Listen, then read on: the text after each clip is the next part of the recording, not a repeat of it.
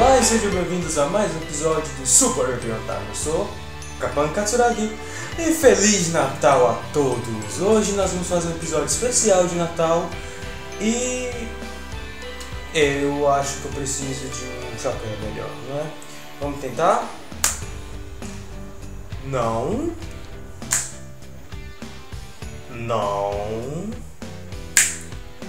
Não é a dia de Team Fortress ainda, calma. Agora sim o chapéu apropriado. Bom, então vamos dar uma olhada em uma das tradições natalinas, ou quase isso. Mônica, especial de Natal. Na verdade, eu poderia resenhar um dos especiais natalinos, mas eu preferi resenhar essa edição por ser uma coisa mais pessoal minha, que realmente de fato me traz boas lembranças de quando era criança.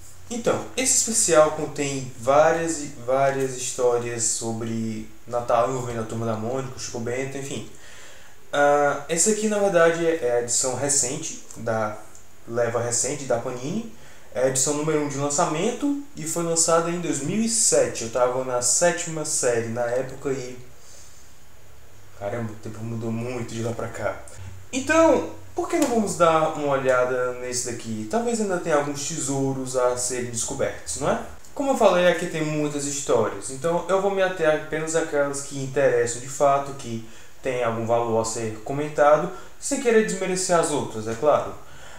Mas comecemos a falar pela capa. A capa originalmente possui um tom dourado brilhante, mas infelizmente com o passar do tempo se perdeu boa parte do efeito. Mas o tom de dourado e os efeitos natalinos no canto continuam bonitos e destacam o gibi. O desenho em si é bem básico, personagens vestidos a caráter, presentes, brinquedos, doces, bem normal, mas não é ruim. A história de abertura é o verdadeiro Natal e começa com a Mônica se animando demais para o Natal até que ela percebe que ninguém ao seu redor compartilha da mesma alegria. Ela tenta animar a todos, mas seus esforços são em vão. Ela volta para casa cabisbaixa e descobre junto com a Magali que havia uma rena embaixo da sua cama. Eu odeio quando isso acontece, de verdade. Ui, um pônei! Eu sempre quis ter um pônei. Ah, claro, um pônei de chifres. Essa não conta. De qualquer forma, a turma acaba descobrindo que é o... Rodolfo, a rena do nariz vermelho do Papai Noel. Ok, o que você está fazendo aqui na casa da Mônica? Por que não foi na casa do Cebolinha, do Chaveco, do Nicodemo? Alguém lembra do Nicodemo? Ninguém? Nicodemo? Não? Só foi pra casa da Mônica porque o nome dela tá imenso nas letras garrafais na capa. Ok, então, Rodolfo explica que o espírito natalino é o que acendia o nariz dele e que fazia ele e as outras renas voarem. Mas devido ao consumismo, esse espírito natalino foi morrendo, a luz apagando e ele foi parar ali. Eu não consegui ligar as duas últimas coisas, mas ok. Então Mônica resolve devolver o brilho do nariz de Rodolfo e Cebolinha pergunta como. Peraí, não tava prestando atenção na história da rena falante? Sério?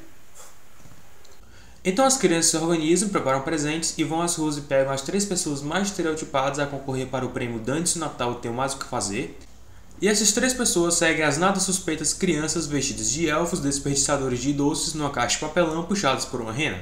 As crianças param no orfanato e começam a distribuir os brinquedos e doces e, literalmente, de um quadrinho para o outro, os 3 projetos de Scrooge mais 3 figurantes aleatórios resolvem ajudar as crianças. Mas onde estará Rodolfo? Mas, claro, ele recuperou o brilho e poder de voar... Peraí... Meia dúzia de pessoas já era o suficiente para fazer a luz do Rodolfo voltar? E quanto ao resto da cidade? E quanto ao resto do mundo? Ok, talvez eu esteja procurando demais. A mensagem boa é simples, um pequeno gesto pode causar grandes efeitos. Eu peguei, então vamos para a próxima.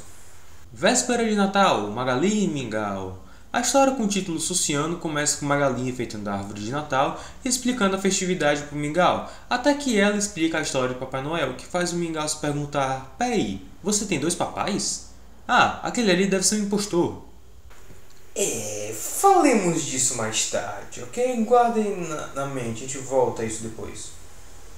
Enfim, é simplesmente hilário ver a Magali falar sobre o Natal e Mingau fazer seus comentários de costume. Não é à toa que ele é um dos meus personagens favoritos da franquia. Mingau decide ajudar a Magali a arrumar as coisas para o Natal, começando pela árvore. A propósito, a Magali nunca reparou que o Mingau fica em 2 patas e usa as patas da frente como mãos humanas? Ou ela sabe que ele é um gato mutante e o fato do Mingau agir como humano é algo normal? Enfim, mesmo tendo as melhores das intenções, Mingau acaba não agradando Magali e levando sua bronca. Mas no fim descobrimos que de fato ele encontrou Papai Noel e ganhou um ratinho novo das mãos do próprio Saint Nick. É uma história bem normal, mas vale pelos pensamentos do Mingau. Próxima, as 12 badaladas dos sinos de Natal. Essa foi uma das histórias adaptadas para especial animado, mas na minha opinião, a animação ficou um pouco cansada demais. A versão em quadrinhos é mais direta, mas eu entendo a diferença das mídias. Enfim, a história começa com Cebolinha muito mais animada, arrumando a árvore de Natal, enquanto faz o discurso clichê número 29. Mas a Mônica aparece em sua casa procurando satisfação do Sansão, porque se alguém pegou, obviamente foi o Cebolinha. Mas Cebolinha afirma que é impossível ele ter pegado o Sansão por causa do Natal e só escuta esses diálogos. O espírito natalino é este sentimento mágico que nos atinge direto no coração. Puxa, que bonito! Uma vez eu tomei uma injeção na poupança e doeu pra caramba. Logo depois aparece o Cascão mais imundo que o de costume, porque ele foi perseguido pelo Monicão porque... bom, ele havia roubado o Sansão. Deixemos o Cebolinha falar. Puxa, até quando não tem plano nenhum, você estraga tudo, hein? Obrigado.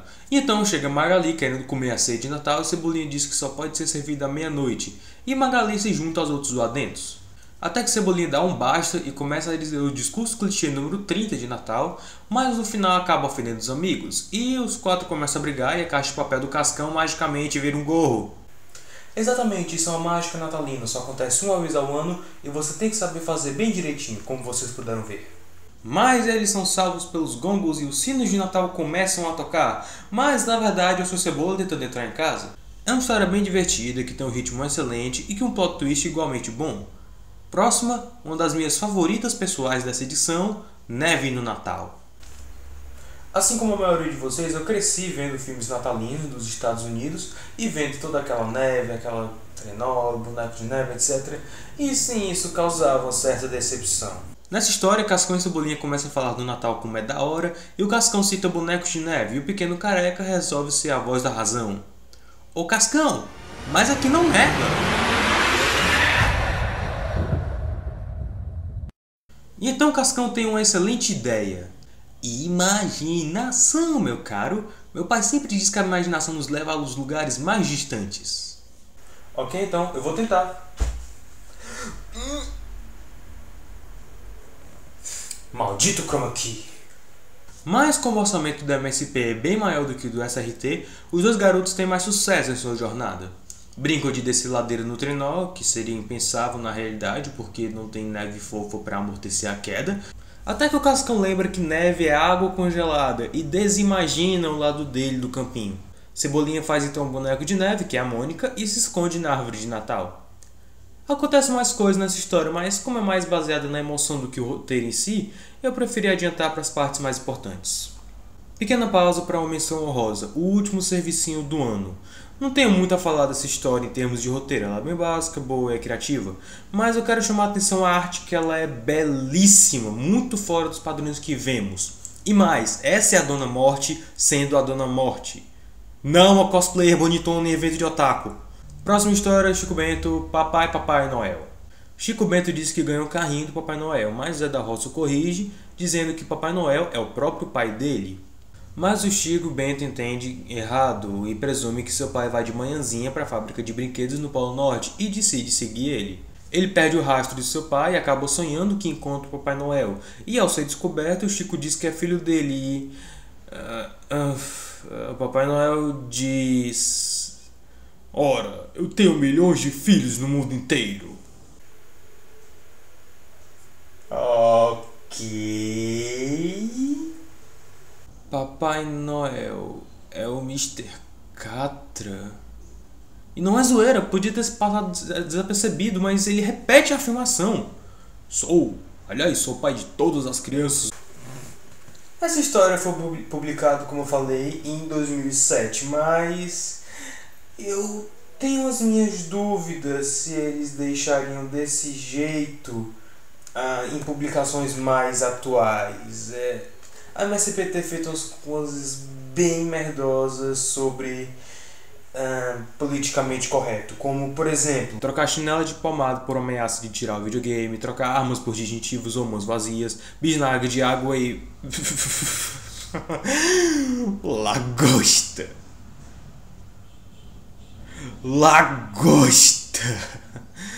Isso não é passar uma mensagem ainda pior para as crianças de que você pode ser assaltado por um cara desarmado, porque sabemos que é assim que funciona no Brasil e que lagostas são armas. Eu nem consigo fazer uma piada com isso, então vamos continuar lendo. Enfim, Chico Bento acorda, volta para casa com seu pai, terminamos a história com uma piscadela de olho muito estranha do Papai Noel. A última história da edição, Papai Natalino. Cebolinha está contando a sua irmãzinha, Maria Cebolinha, sobre o Natal e sobre o Papai Noel, e quanto mais perguntas vêm à sua mente, mais duvidoso ele fica em relação ao Papai Noel. Até que ele resolve perguntar a seu pai... Uma roupa de Papai Noel? Quando Papai Noel chega, Cebolinha tenta de todas as formas desmascarar o bom velhinho, mas ele é impedido pela fofura da Maria Cebolinha. Isso faz dele cair a ficha de que ele quase estragou o Natal da pequena. Mas ao ouvir um barulho vindo dos fundos e ver presentes novos, ele acaba entrando na brincadeira e desejando Feliz Natal a todos. E esse foi o especial de Natal número 1 da Panini, da Turma da Mônica. É um material bastante divertido, se me perguntar. É interessante também como a mitologia do Papai Noel muda de história para outra. Em um ele claramente existe, em outras existe na dúvida, em outras ele existe e os personagens não sabem, mas a gente sabe claramente. Mas de fato, são histórias realmente boas, divertidas, que lidam muito com a imaginação, que são apropriadas tanto para crianças como para um público mais velho. Obrigado por acompanhar o Super Review Time esse ano e vamos nos preparar para as novidades do ano que vem. Algumas mudanças de ritmo, algumas mudanças de agenda, mas eu espero que vocês possam continuar com a gente.